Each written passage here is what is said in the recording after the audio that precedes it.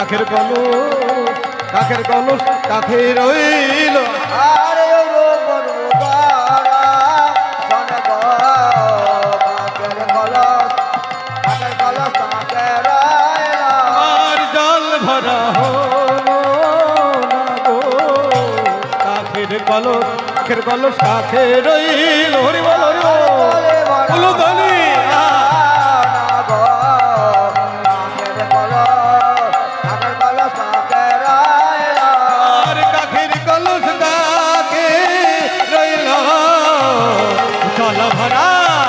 জল ভরা হলো না গো কাখের কলস কাখে হরি বল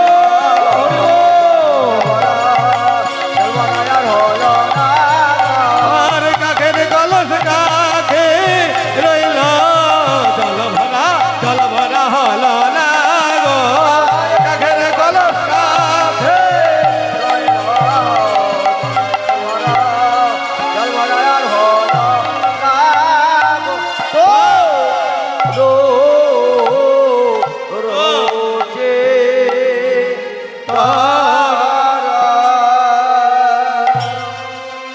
সুরে চারু শ্রীখণ্ডক মণ্ডিত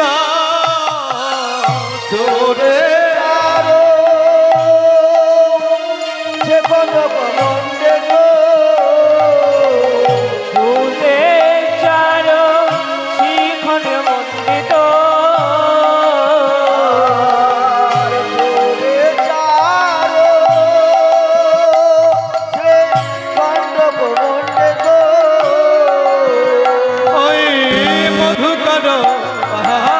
মধুকর মালতী মা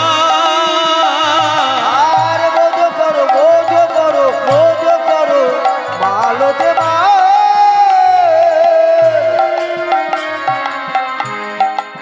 চূড়ে চারু মানে চূড়ার উপরে কারুকার্য করা শিখণ্ডক মণ্ডিত মানে ময়ূর পাখির পুচ্ছ দিয়ে আর কি বলছে মধুকর মালতী মাল এই কি বলছিস মধুকর মালতী মাল মানে এ কথাটা তো বুঝতে পারলাম না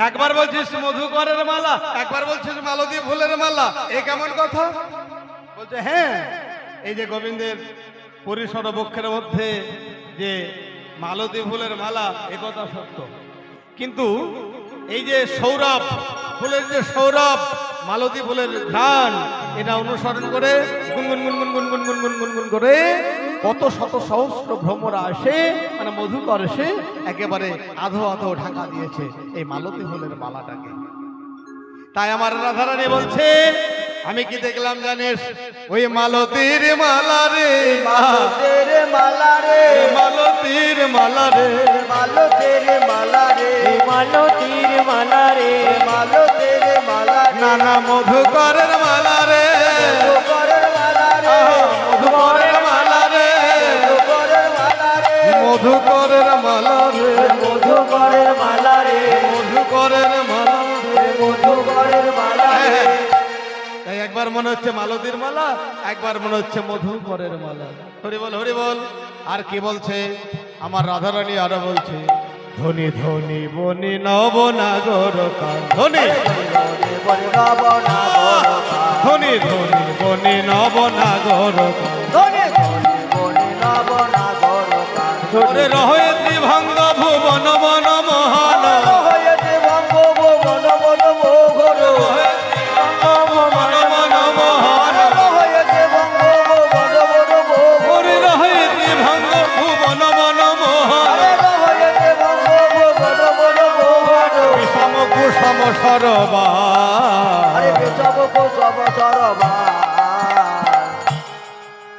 হরি বল পদগুলোর ব্যাখ্যাটা কিন্তু বাবা করতেই হবে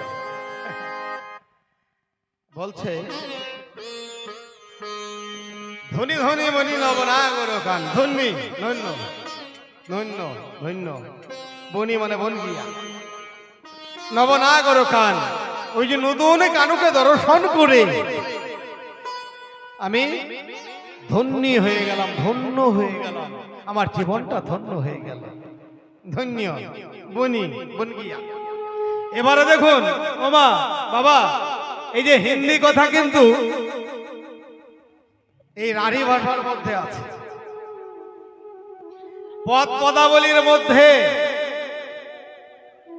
প্রায় 30%, মানে শতকরা 30খানা কথা আছে হিন্দি কথা, হিন্দি ভাষা। এবার জানতে হবে, শুধু শুনলেই হবে না, জানতেও হবে বাবা। এই যে কীর্তন গান, কীর্তন গানটা কোন ভাষার উপরে হয়? কীর্তন গানটা কোন ভাষার উপরে হয়? কোন ভাষা বলো তো বাবা? হ্যাঁ, ব্রজবুলি। পদ পদাবলী যেগুলো লেখা আছে না, এগুলো রাঢ়ী ভাষার উপরে লেখা আছে। ব্রজবুলি, বৃন্দাবনে ব্রজবুলি, ব্রজবুলি ভাষায় কথা বলতো, এটা অবশ্যই ঠিক। কিন্তু এই যে এটা বোঝার আছে যে রাঢ়ী ভাষার উপরে, মানে বৈষ্ণব পদ পদাবলী যেগুলো লেখা হয়েছিল, সেটা কিন্তু দাপর যুগে একটাও লেখা হয়নি। হয়েছিল কি? সবগুলো কিন্তু এই কলিতে যুগে। তাহলে কলিযুগে লিপিবদ্ধ হয়েছে। ভক্তগণ, গোসাইগণ আমার, সাধকগণ আমার, বৈষ্ণব কবি যারা, তারাই কিন্তু লিপিবদ্ধ করেছে। এসব অনেক তত্ত্ব আছে। তো দেখুন, এই যে বৈষ্ণব পদ পদাবলী গুলো, অর্থাৎ কীর্তন গানের যে পদ পদাবলী, যে গানগুলো হয়, যে পদগুলো, কবিতাগুলো, পদ্যগুলো, হ্যাঁ, গায়ক যেগুলো পাঠ করে, বলে, গায়, সেটা হচ্ছে রাঢ়ী ভাষার উপরে। ঠিক আছে বাবা, বোঝা যাবে? রাঢ়ী ভাষা। একটুকু যেহেতু শিক্ষিত সমাজ, তো একটুকু ভাষা সম্বন্ধে বলবো। এই যে একেবারে গরুর থেকে বলবো, সময় নাই, ঠিক আছে। আমি এই আধুনিক বাংলা ওখান থেকে যাই। আধুনিক বাংলা, বাবা মন দিয়ে শুনবেন। এই যে আধুনিক বাংলা ভাষা, এই আধুনিক বাংলা ভাষাকে কয় ভাগে ভাগ করেছে? 5 ভাগে। যারা গ্র্যাজুয়েশন করছো বা করছেন বা করেছেন, তারা কিন্তু বুঝতে পারছেন। এই যে আধুনিক বাংলাকে 5 ভাগে ভাগ করেছে।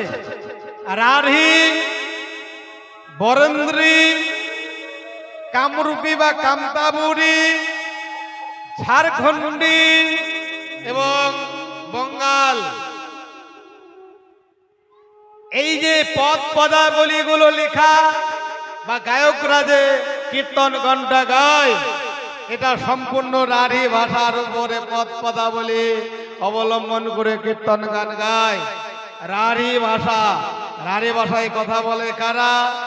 আমরা কিন্তু রাঢ় দেশের লোক, আমরা রাঢ় দেশের বসবাস করি।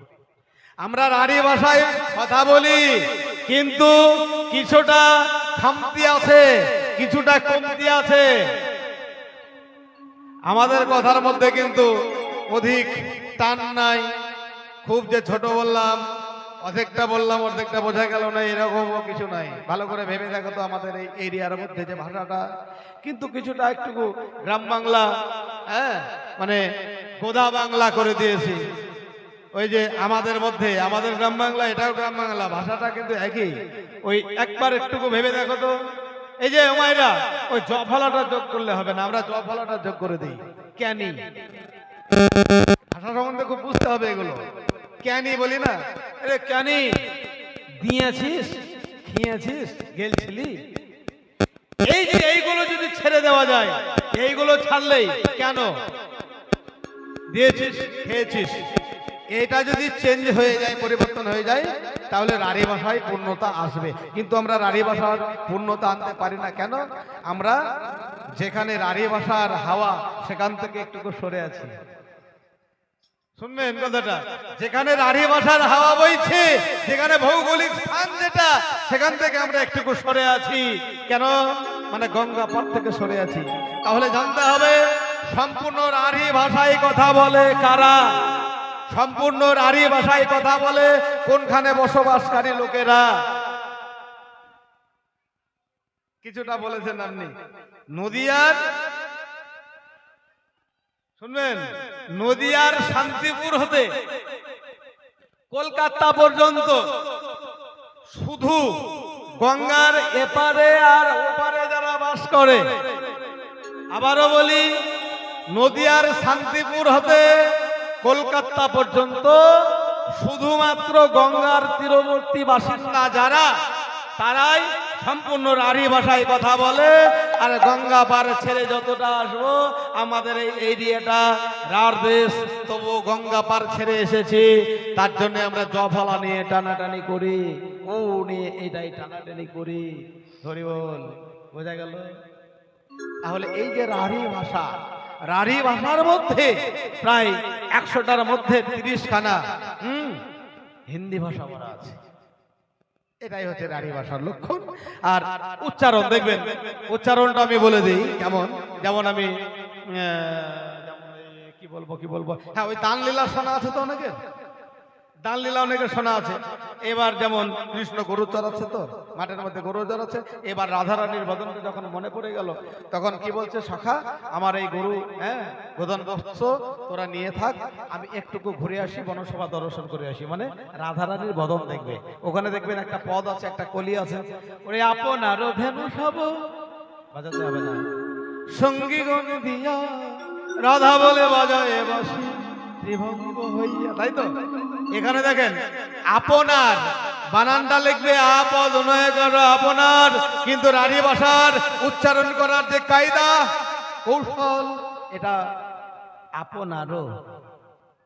তখন কিন্তু বাংলায় বানানটা লেখার সময় রয়কার দিলে হবে না, সম্পূর্ণ ভুল। আপনার কিন্তু উচ্চারণ, সঙ্গীত যারা গাইবে, গান করার সময় তার উচ্চারণটাও এইরকম হবে, আপনার ধেনু বৎস। এখানে যদি বলে দেয় আপনার ধেনু বৎস, তাহলে যে কীর্তন গানের যে রস, রাঢ়ী ভাষার যে সংলাপ, সেটা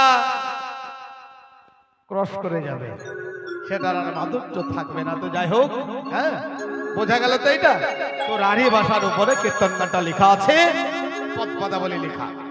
তাহলে এখানে আমার রাধারানী বলছে, ধন্য ধন্য ধন্য হয়ে গেলাম আমি বনি বনি গিয়া, আমি ধন্য ধন্য হয়ে গেলাম। কেন? না, নতুন কানুকে দর্শন করে। হরি বল, তাই তো হবে। কেউ কি দেখেছো?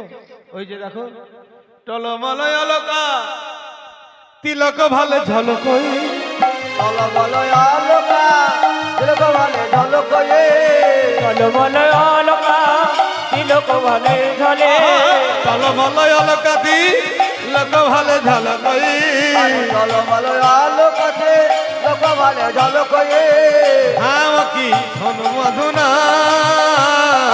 আর ভাগকে ভাগকে ধন্যবাদনা। টলমল অলকা। অলকা কথার অর্থ হলো 8 থেকে 14 বছরের বাচ্চা মেয়ে। আর টলকা কথার অর্থ হলো এই যে চিবুকের পাশে, চিবুকের পাশে কোঁকড়ানো, কোচকানো, কালো কুচকুচে, স্বল্প হোচ্ছা, সুলম্বিত কেশগুচ্ছ। বোঝা গেল? আরো সহজ করে বলে দিই, যেটা জুলপি, হ্যাঁ, কালো হবে, কোঁকড়ানো হবে, কোচকানো হবে, সামান্য ঝুলবে, এটাকে বলছে অলকা। এইবার অনেক মেয়ের এখন অলকা থাকে না, তারা বিউটি পার্লারে যায়, কিছুটা চুলকে, স্বল্প গোচ্ছা চুলকে নিয়ে ওই গরম করে হিট দিয়ে পাক মেরে মেরে নিয়ে চলে আসে। ওই মেয়েটা কি করবে? 10টা মেয়ের সামনে দাঁড়াবে আর বলবে, জানিস, হ্যাঁ, আমি কালকে গিয়েছিলাম কসমো বাজারে, মানে কসমো বাজারে গিয়েছিলাম, এই গিয়েছিলাম, তাই গিয়েছিলাম, আমার মামি এসেছে, কিছুই নয়, মানে নতুন বাঁকে জল লেগেছে। মানে একজন নতুন বাঘ তৈরি করেছে, তাই দেখাবে, দেখ নতুন বাঘে জল লাগলো, মানে ও তুই নতুন বাঘ করিয়েছিস, হ্যাঁ, মানে বাঘটা দেখাবে। তাই ওই যে মাথা নাড়িয়ে নাড়িয়ে কথা বলতে, কেন? মানে অলৌকাটা দুলছে, ওই দুলানো দেখাবে। কেন? কৃত্রিম, বিউটি পার্লার থেকে করে এনেছে। বলবে, যদি বলে, ও তোর এই জুলফিটা তো ভালো রে, কবে করে নিয়ে নি, হ্যাঁ, এইটা শোনার জন্য মাথা নাড়িয়ে নাড়িয়ে কথা বলে এইভাবে। কিন্তু আমার গোবিন্দের তা নয়, হ্যাঁ, কোন ওই বিউটি পার্লারের কোন মানুষ করে দেয়নি। ভগবান নিজেই সৃষ্টি হয়েছে। টলমলয় অলকাতি লোক ভালে ঝলক আরে টলমল আলোকাতে লোক ভালে ঝলক ভাব কি ধনু মধুনা আরে ভাবকে ধনুবদনা ভাব কি ধনু মধুনা আরে ভাবকে ধনুবদনা ভাঙো কি নয় ভাও ভাও ভাও কথার অর্থ হলো ওই যে হিন্দি কথা বললাম না, হিন্দিতে ভাও মানে যে ভুরু বা ভ্রু। তো যাই হোক, বান কোনটা? এই ভ্রুটা যদি ধনুক হয় তাহলে বান মানে তীর হবে কোনটা না দৃষ্টি। এটা যদি ধনুক হয়, গোবিন্দের এই ভ্রু যুগল যদি ধনুক হয় তাহলে তার বানটা হবে, তার তীরটা হবে কি আমার গোবিন্দের দৃষ্টিটা। ওরে যার দিকে নয়ন দিয়েছে সেই তো ভুলে গিয়েছে, জাত কুলবান সব বিকিয়ে দিয়েছে। হরি বল হরি বল হরি বল। কি গো, জাত কুলমান বিকিয়ে দেয় যখন আমার গোবিন্দ আমাদেরকে ওই নয়ন বান পরিশন করে। হরি বল হরি বল হরি বল হরি বল। আমাদের কিন্তু এমন ভাগ্য হয়নি, আমার হয়নি, তোমাদের হয়তো হয়েছে কিনা জানা নাই। আর নয়নবান যদি পরিশন না করে, তার মানে যদি আমরা বৃদ্ধ না হই, তাহলে তাহলে কি আমরা ঠিক সঠিক জায়গায় যেতে পারবো? হরি বল হরি বল হরি বল। আমরা প্রত্যেককেই চাই, হে মাধব, তোমার ওই বান আমার প্রতি নিক্ষেপ করো।